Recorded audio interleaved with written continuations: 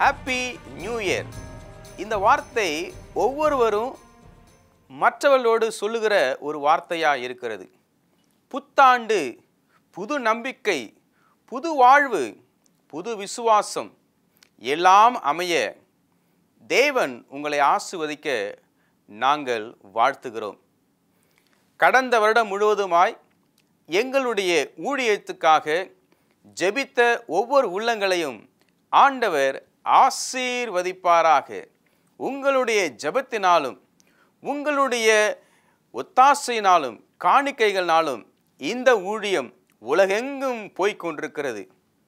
தேவன் உங்களையும் உங்கள் குடும்பத்தையும் உங்கள் எதிர்காலத்தையும் ஆசீர்வதிப்பாராக. என் ஜனங்கள். இந்த செய்தியின் தலைப்பானது என் ஜனங்கள். 2 நாளாகமும் 7ஆம் அதிகாரம் 14ஆம் வசனத்தை வாசிக்க விரும்புகிறேன். 2 நாளாகமும் 7:14 வாசிக்கிறேன். என் நாமம் தரிக்கப்பட்ட என் ஜனங்கள். என் நாமம் தரிக்கப்பட்ட என் ஜனங்கள். உங்களையும் என்னையும் ஆண்டவர் என் ஜனங்கள் என்று சொல்லி அழைக்கிறார். என் பிள்ளைகள், என் குடும்பம், என் வாரிசு என்று சொல்லும் பொழுது எப்படி ஒரு தகப்பனுக்கு சந்தோஷம், பெருமையும் மகிழ்ச்சியும் இருக்கிறதோ அதே போல ஆண்டவர் என் ஜனங்கள் என்று சொல்லி உங்களையும் என்னையும் அழைக்கிறார். என் ஜனங்கள் என் நாமம் தரிக்கப்பட்டவர்கள். ஒரு அப்ளிகேஷன் எழுதும் பொழுதே சர்நேம் கேட்பாங்க. அப்பா பேர் என்ன, நம்ம அதை எழுதுவோம். என் நாமம் தரிக்கப்பட்ட என் ஜனங்கள் என்று சொல்லி அழைக்கிறார். கிறிஸ்துவுக்குள் பிரியமான அன்பு சகோதரனே, சகோதரியே, இந்த புத்தாண்டுக்குள்ளாக நீங்கள் கடந்து வரும் பொழுது 2025ஆம் வருஷத்தில் ஆண்டவருடைய நாமம் தரிக்கப்பட்டவர்களாக நீங்கள் முன்னின்று இந்த வருடத்துக்குள்ளாக கடந்து போக போகிறீர்கள். ஆண்டவருடைய நாமம் தரிக்கப்படும் பொழுது ஆண்டவர் உங்களை அழைத்து செல்ல போகிறார். ஆண்டவர் எல்லாவற்றையும் பார்த்து கொள்ள போகிறார். எவ்வளவு பெரிய ஒரு ஆசீர்வாதம். என் நாமம் தரிக்கப்பட்ட என் ஜனங்கள். இந்த புது வருஷத்துக்குள்ளாய் கடந்து போகும் பொழுது ஆண்டவர் இந்த வசனத்தின் மூலமாக ஒரு காரியத்தை சொல்ல விரும்புகிறார். என் ஜனங்கள் என் நாமம் தரிக்கப்பட்டவர்கள். சரி பாஸ்டர், அவங்களுக்கு என்ன? இப்போ ஆண்டவர் சொன்னது காரியத்தை நான் வாசிக்கிறேன். 2 நாளாகமும் 7:14 என் நாமம் தரிக்கப்பட்ட என் ஜனங்கள் முதலாவது செய்ய வேண்டியது தங்களை தாழ்த்தி. என் நாமம் தரிக்கப்பட்ட என் ஜனங்கள் தங்களை தாழ்த்த வேண்டும் என்று சொல்லி வேதம் நமக்கு சொல்லி கொடுக்கிறது. வேதத்திலே மிகவும் தாழ்மையாக இருந்த ஒரு நபரை குறித்து நாம் வாசிக்க வேண்டும் என்று சொன்னால் புதிய ஏற்பாட்டிலே யோவான் என்று சொல்லி வாசிக்கிறோம். யோவான் ஸ்நானன். யோவான் ஸ்நானன் மிகவும் வித்தியாசமான வாழ்க்கை வாழ்ந்தவர், தாழ்மையின் வாழ்க்கையை வாழ்ந்தவர் என்று சொல்லி பார்க்கிறோம். இவர் என்ன செய்தார்? மார்க் 1ஆம் அதிகாரம் 4ஆம் வசனத்தை வாசிக்கும் பொழுது இவர் வனாந்திரத்திலே வாழ்ந்து கொண்டிருந்து மனந்திரும்புகள் என்று சொல்லி பிரசங்கம் செய்து ஞானமுழுக்கு கொடுத்து இயேசுவின் முதலாம் வருகைக்கு முன்பாக மக்களை ஆயத்தப்படுத்தினார்.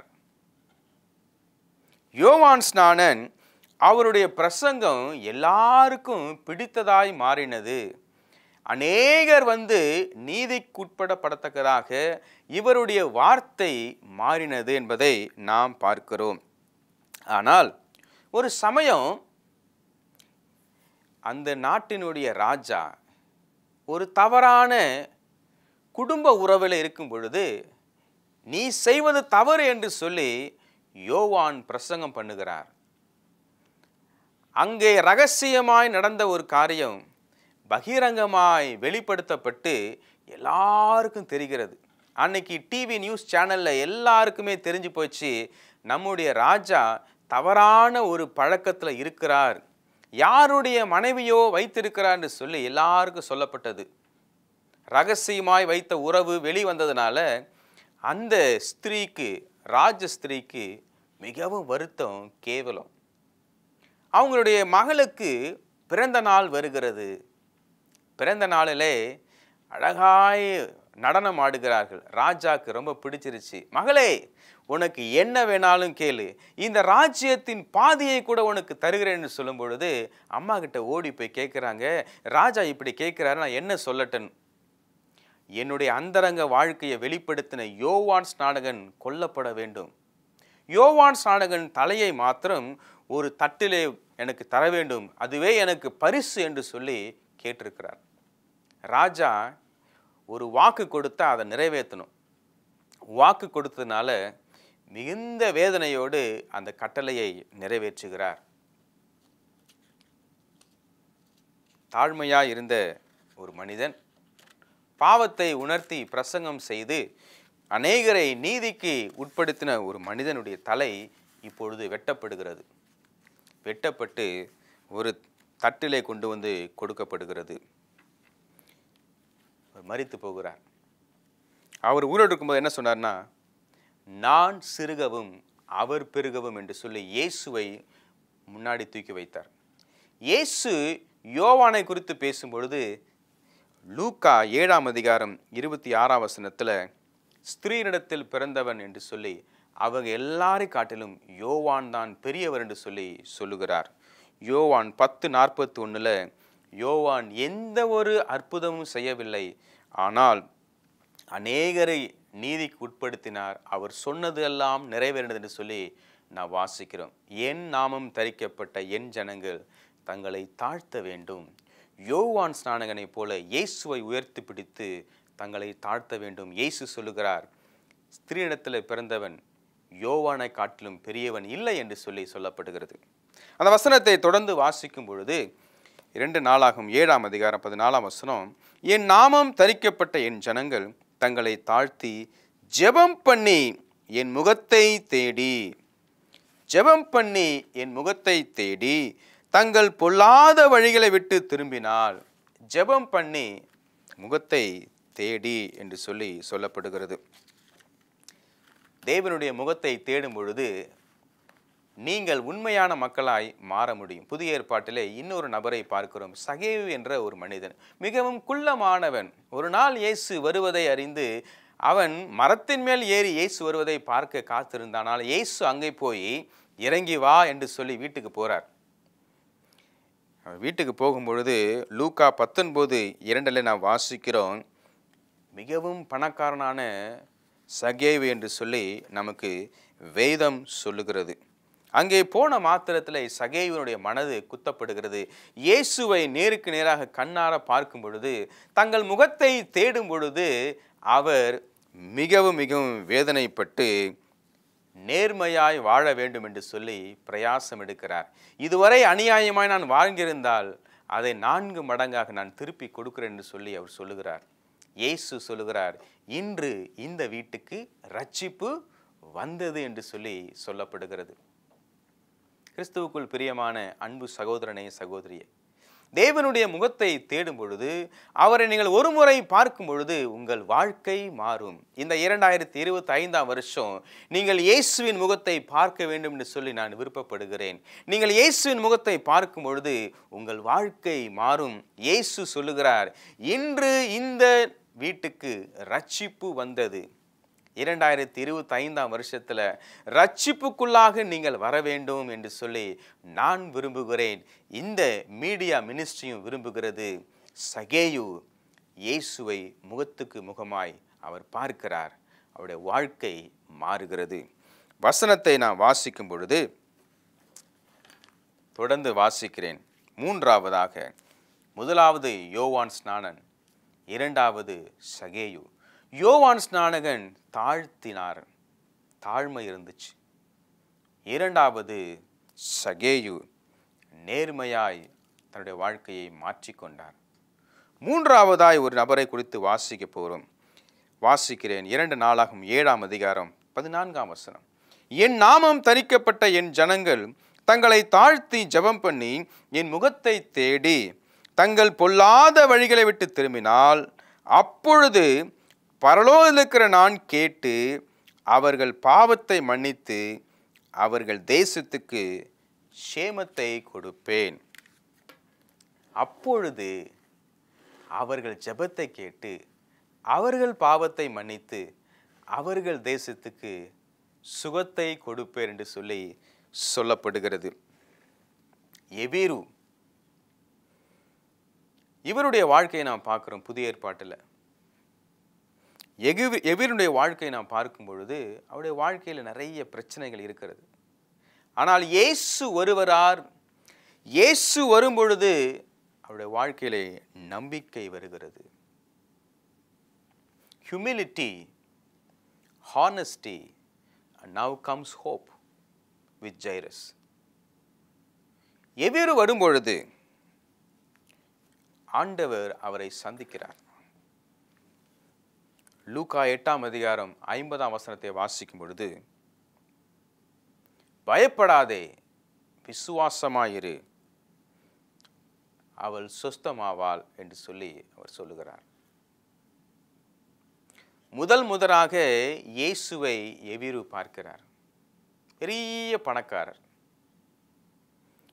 அவர்களுக்கு மதம் தேவையில்லை, ஆலய தொழுகை தேவையில்லை, மற்ற எந்த காரியமும் தேவையில்லை. ஒரு நபர் சொல்லுகிறார், religion is for poor people and downtrodden. ஒரு நபர் சொல்லுகிறார், மதம் என்பது எளிமையானவர்களுக்கும் ஏழையானவர்களுக்கும் தேவையில் உள்ளவர்களுக்கு தான் என்று சொல்லி சொல்லப்படுகிறது. எபிருக்கு அப்படி என்று சொன்னால் இயேசுவின் அனுபவம் மிகவும் வித்தியாசமாக இருக்கிறது. சுகவீனமாக இருக்கிற அந்த மகளுக்காக அவர் வேண்டிக் கொள்ளுகிறார். ஆண்டவரே, எங்க வீட்டுக்கு நீங்க வராதீங்க, நீங்க ஒரு வார்த்தை சொல்லுங்க. ஆண்டவர் சொல்றார், பெரிய காரியம் நடக்கிறது. லூக்கா 8ஆம் அதிகாரம் 50ஆம் வசனத்தில் நான் வாசிக்கிறோம். தேவ கிருபை அங்கே பெரிய காரியங்களை செய்கிறதை நாம் பார்க்கிறோம். இயேசு அங்கே போய் அந்த குழந்தையை தூக்கி விடுகிறார். உயிர் வருகிறது. நம்பிக்கை வளர்ந்தது. எல்லாரும் ஆச்சரியப்பட்டார்கள். நீதிமொழிகள் 13ஆம் அதிகாரம் 12ஆம் வசனம் வரும் பொழுது, ஒரு காரியத்தை நாம் தேடிக்கொண்டிருக்கும் பொழுது, அதற்கான நாம் நேரம் எடுக்கும் பொழுது மனதும் சரி உடலும் சரி நோய்வாய்ப்படுகிறது. ஆனால் நாம் எதிர்பார்க்கிற காரியம் நடக்கும் பொழுது ஜீவ விருட்சம் போல அந்த நம்பிக்கை வளர்ச்சி அடைகிறது என்று சொல்லி நாம் வாசிக்கிறோம். கிறிஸ்துவுக்குள் பிரியமான அன்பு சகோதரனே, சகோதரியே, என் நாமம் தரிக்கப்பட்ட என் ஜனங்கள். முதலாவது காரியத்தை நாம் பார்த்தோம். ஆண்டவர் உங்களை என் ஜனங்கள் என்று சொல்லி அழைக்கிறார். என் நாமம் தரிக்கப்பட்ட என் ஜனங்கள் 2025ஆம் வருஷத்துக்குள்ளாக கடந்து போகிறார்கள். அவர்களுக்கு 3 ஆலோசனைகளையும் 3 நபர்களுடைய வாழ்க்கையையும் நான் காட்டி இந்த புது வருஷத்துக்குள்ளாக நான் வரவேற்கிறேன் என்று சொல்லி ஆண்டவர் சொல்லுகிறார். என் நாமம் தரிக்கப்பட்ட என் ஜனங்கள் தங்களை தாழ்த்தி என்று சொல்லப்படுகிறது. யோவான் ஸ்நானகன் தன்னை தாழ்த்தினார். பெரிய பெரிய மாறுதல் அந்த சமுதாயத்தில் நடந்தது. யோவான் பிரசங்கம் செய்தால் மனம் மாறாத மக்களும் கிடையாது என்று சொல்லி பார்க்கிறோம். இயேசுவே யோவான் இடத்திலே ஞான முழுக்கு பெறுகிற ஒரு பெரிய பாக்கியம் யோவானுக்கு கிடைத்தது. பெருமையாய் பேசுவதற்கு அநேக வாய்ப்புகள் இருந்தாலும் நான் சிறுக வேண்டும், அவர் பெருக வேண்டும் என்று சொல்லி ஆட்டுக்குட்டிக்கு வழியை ஆயத்தப்படுத்தின யோவான் தாழ்மையை வெளிப்படுத்தினார். இந்த புது வருஷத்துக்குள்ளாய் நீங்கள் கடந்து போகும் பொழுது தாழ்மையாக இருக்க பழகிக்கோங்க. தாழ்ந்த இடத்துல தான் மழை நீர் வந்து தங்கும். தாழ்மை உள்ளவனுக்கு ஆண்டவர் உதவி செய்கிறார், பெருமை உள்ளவனுக்கு ஆண்டவர் எதிர்த்து நிற்கிறார் என்று சொல்லி சொல்லப்படுகிறது. யோவான் ஆண்டவருடைய வழியை ஆயத்தப்படுத்தின பிறகு அவர் மரிக்க நேரிடும் பொழுது கூட தாழ்மையாகவே தொடர்ந்து இருந்திருக்கிறார். இன்று வரை அவரை குறித்து நாம் பேசுகிறோம். இயேசு சொல்லுகிறார், இந்த உலகத்தில் பிறந்த எல்லார காட்டிலும் யோவான் ஸ்நானன் தான் பெரியவர் என்று சொல்லி சொல்லப்படுகிறது. 2 நாளாகவும் 7ஆம் அதிகாரம் 14ஆம் வசனத்தை வாசிக்கும் பொழுது, தாழ்த்தி ஜெபம் பண்ணி என் முகத்தை தேடி என்று சொல்லப்படுகிறது. முகத்தை தேடுதல், இயேசுவின் முகத்தை பார்க்க ஆசைப்பட்ட சகேயு அவர் எங்கே இருக்கிறார் என்று சொல்லி தேடிக்கொண்டிருக்கும் பொழுது இயேசு அங்கே வந்து, சகேயுவே, நீ என்னை பார்க்க ஆசைப்படுற, நான் உன் வீட்டுக்கே வரேன்ப்பா, கிட்ட வந்து என் முகத்தை பாரு, என் கண்ணை பாரு, என்னை பார்த்தால் யோகம் வரும் என்று சொல்லி நிறைய பேர் எழுதுவாங்க. இந்த புது வருஷத்தில் இயேசுவை சந்திக்க நீங்கள் தேடும் பொழுது இயேசு உங்கள் இல்லத்துக்கு வர ஆயத்தமாக இருக்கிறார். யாருமே உங்கள் வீட்டுக்கு வரமாட்டாங்களா? உங்கள் வீடு ரொம்ப சின்ன வீடா? எந்த ஒரு பெரிய ஃபங்க்ஷனும் நடத்த முடியாதா? நீங்கள் ஆண்டவருடைய முகத்தை நீங்கள் தேடுங்க, ஆண்டவர் உங்கள் இல்லத்துக்கு வர ஆயத்தமாக இருக்கிறார். ஆமேன். ஆண்டவர் உங்களுடைய இல்லத்துக்கு வரும் பொழுது அது ஒரு பெரிய ஆசீர்வாதமாய் மாற போகிறது. தேவ கிருபை உங்களை தொடர்ந்து வந்து கொண்டே இருக்கும். இயேசுவை சந்தித்த பொழுது அந்த கண்ணும் சகேவின் கண்ணும் பார்க்கும் பொழுது சகேவனுடைய மனது மாறுகிறது. ஆண்டவரே, நான் யாரிடத்திலாவது அநியாயமாய் வாங்கியிருந்தால் நாளத்தனையாய் திருப்பி கொடுக்கிறேன் என்று சொல்லி அவனே பாவரிக்கை, அவனுடைய வாழ்க்கையை ஆண்டவர் மாற்றுகிறார். ஆண்டவர் சொல்கிறார், இன்று இந்த வீட்டுக்கு ரட்சிப்பு வந்தது. எவ்வளவு பெரிய ஒரு ஆசீர்வாதம். அங்கே இருக்கிற சமுதாயத்தில் எல்லாருமே சகேவை கேவலமாக பார்த்துருந்தாலும் இயேசு சகேவினுடைய வீட்டுக்கு போகிறார். இன்றைக்கு இந்த புது வருஷத்துக்குள்ளாய் கடந்து போகிற அன்பு சகோதரனே, சகோதரியே, நீங்கள் ஆண்டவருடைய முகத்தை தேடும் பொழுது ஆண்டவர் உங்களுடைய இல்லத்துக்கு வருகிறார். உங்கள் இல்லத்துக்கு ரட்சிப்பும் வருகிறது என்பதை மறந்து போகாதிருங்கள். கர்த்தர் அந்த ஆசீர்வாதத்தை உங்களுக்கு கொடுப்பாராக. 2 நாளாகவும் 7ஆம் அதிகாரம் 14ஆம் வசனத்தை தொடர்ந்து வாசிக்கும் பொழுது, தாழ்த்தை முகத்தை தேடி தங்கள் பொல்லாத வழிகளை விட்டு திரும்பினால் அப்பொழுது நான் அவங்களுடைய ஜெபத்தை கேட்டு. தாழ்மையா இருங்க, அவனுடைய முகத்தை தேடுங்க, ஜெபம் பண்ணுங்க, ஆண்டவனுடைய ஜெபத்தை கேட்பார். எவீரு வந்து ஜெபிக்கிறார், ஆண்டவரே இரக்கமாயிரும், சுகம் கொடும் என்று சொல்லி ஆண்டவர் எவீருடைய வீட்டுக்கு கடந்து போகிறார். பயப்படாதே, நம்பிக்கையாயிரு, எல்லாம் சரியாகிவிடும். உங்களுடைய நம்பிக்கை மரித்து இருக்கிறதா? நீங்கள் நேசித்த ஒரு நபர் உங்களை விட்டு தூரமாக போயிட்டாங்களா? என்னுடைய கடன் பிரச்சனை தீராது என்று சொல்லி கவலைப்பட்டு கொண்டிருக்கிறீர்களா? இந்த புது வருஷம் எப்படி இருக்கும் என்று சொல்லி நினைத்து கொண்டிருக்கிறீர்களா? எதையெல்லாம் நடக்கும்னு நினைச்சனோ அது நடக்காமல் போயிடுச்சுன்னு வருத்தப்படுறீங்களா?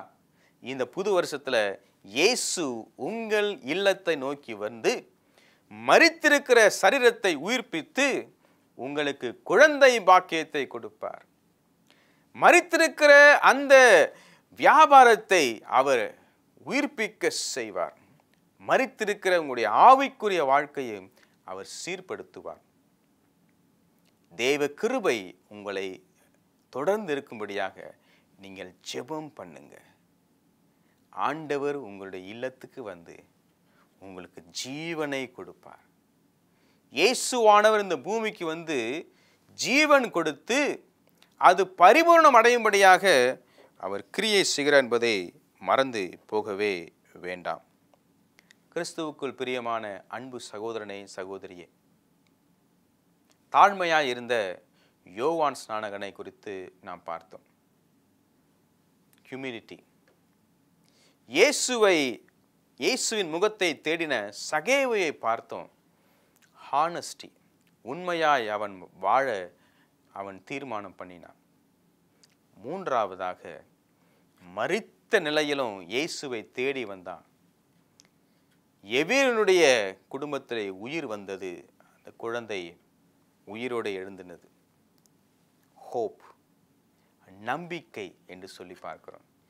இந்த புது வருஷத்தில் தேவன் கொடுக்கிற இந்த வாக்குத்தத்தம் உங்களுக்கும் உங்கள் குடும்பத்தாருக்கும் உங்கள் பிள்ளைகளுக்கும் எப்பொழுதும் இருக்க தேவன் கிருபை செய்து வழி நடத்துவாராக. கிறிஸ்துவுக்குள் பிரியமான அன்பு சகோதரனே சகோதரியே, போன வருஷம் நீங்கள் ரொம்ப பெருமையாக இருந்தீங்களா? நிறைய படிச்சிட்டோன்னு சொல்லி நினச்சிருந்தீங்கன்னா, கற்றது கையளவு கல்லாதது உலகளவு. இயேசுவை நீங்கள் தேடுங்கள். இந்த உலகத்தில் நீங்கள் எவ்வளவு சம்பாதிச்சிருந்தாலும் இயேசுவை சந்திக்கும் பொழுது நேர்மையாய் வாழ, சகேவை போல நேர்மையாய் வாழ நீங்கள் பழகுவீர்கள். உயிரே போயிருந்தாலும் இயேசு கிட்ட வாங்க. இயேசு சொல்லுகிறார், அவன் மரித்தாலும் பிழைப்பான் என்று சொல்லி. கிறிஸ்துவுக்குள் பிரியமான அன்பு சகோதரனே சகோதரியே, என் நாமம் தரிக்கப்பட்ட என் ஜனங்கள் என்று சொல்லி உங்களையும் என்னையும் பார்த்து ஆண்டவர் சொல்லுகிறார். இந்த புது வருஷம் உங்களுக்கு ஆசீர்வாதம் இருக்க தேவன் கிருபை செய்வாராக. யோவான் ஸ்நானனை போல உங்களுடைய வாழ்க்கை அநேகருக்கு ஆசீர்வாதமாக இருப்பதாக. சகேயுவை போல உங்கள் வாழ்க்கை மாறின வாழ்க்கையாக இருந்து அநேகரை நீதி கொடுத்துகிற வாழ்க்கையாக இருக்கத்தக்கதாக இருக்க நாங்கள் செபிக்கிறோம். எவருடைய வாழ்க்கையில் அந்த குடும்பத்தில் உயிர் வந்ததை போல மரித்த காரியங்கள் உயிரடைய நன்மையாய் மாற தேவன் கிருபை செய்வாராக. என் நாமம் தரிக்கப்பட்ட என் ஜனங்கள் தங்களை தாழ்த்தி முதலாவது காரியத்தை நாம் வாசித்தோம், இரண்டாவது காரியத்தை வாசித்தோம், மூன்றாவது காரியத்தை வாசித்தோம். முழுமையாக இந்த வசனத்தை வாசிக்கிறேன். 2 நாளாகமம் 7ஆம் அதிகாரம் 14ஆம் வசனம். என் நாமம் தரிக்கப்பட்ட என் ஜனங்கள் தங்களை தாழ்த்தி ஜெபம் பண்ணி என் முகத்தை தேடி தங்கள் பொல்லாத வழிகளை விட்டு திரும்பினால் அப்பொழுது பரலோகத்தில் இருக்கிற நான் கேட்டு அவர்கள் பாவத்தை மன்னித்து அவர்கள் தேசத்துக்கு சேமத்தை கொடுப்பேன். இந்த புது வருஷம் தேவன் இந்த வசனத்தின் மூலமாக உங்களுக்கு வாக்குத்தத்தம் கொடுத்திருக்கிறார், நிறைவேற்றுவார் என்று சொல்லி நாங்கள் விசுவாசிக்கிறோம். நீங்களும் விசுவாசிங்கள். தேவன் உங்கள் அனைவரையும் ஆஸ்வதிப்பாராக. ஜெபிப்போமா? கிருபை நிறைந்த நல்ல ஆண்டவரே, ஆசீர்வதிக்கப்பட்ட இந்த புது வருஷத்தை எங்களுக்கு கொடுத்ததுக்காக நன்றி செலுத்துகிறோம். இந்த புது வருஷம் எங்களுக்கு ஆசீர்வாதமாய் அமையட்டும். எங்கள் தேவைகள்லாம் சந்திப்புன்னு சொன்னால் விசுவாசிக்கிறோம். யோவான் ஸ்நானகனை போல நாங்கள் தாழ்மையான வாழ்க்கையை வாழ உதவி செய்யுங்க. சகேயுவை போல நேர்மையான வாழ்க்கையை வாழ உதவி செய்யுங்க. எவீருவை போல நம்பிக்கையின் வாழ்க்கையை வாழ உதவி செய்யுங்க.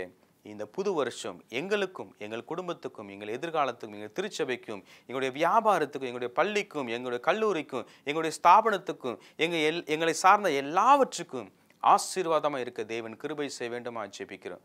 எங்கள் வாழ்க்கையை வைத்து நீர் எங்களுக்கு சாட்சி கொடுத்து எங்கள் இல்லத்துக்கு வந்து எங்களுக்கு ஆசீர்வாதம் தர வேண்டுமாய் எங்கள் அன்பின் ஆண்டவர் அருமை இரட்சகர் அதி சீக்கிரத்தில் வரப்போகிற அருமைநாதர் இயேசுவின் மூலம் ஜெபிக்கிறோம் எங்கள் ஜீவனுள்ள தேவனாய் கர்த்தாவே, ஆமேன்.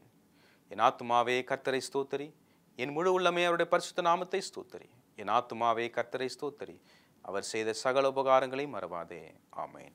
நம்முடைய கர்த்தராயிருக்கிற இயேசு கிறிஸ்துவின் கிருபையும் பிதாவாகிய தேவனுடைய அன்பும் பரிசுத்த ஆவியானவரின் ஐக்கியம் சிநேகம் வேண்டத்திலும் பாதுகாவலும் ஆசீர்வாதங்களும் இந்த புது வருஷத்துல எல்லாரோடும் இருக்கத்தக்கதாக ஜெபிக்கிறோம். ஆமேன், ஆமேன்.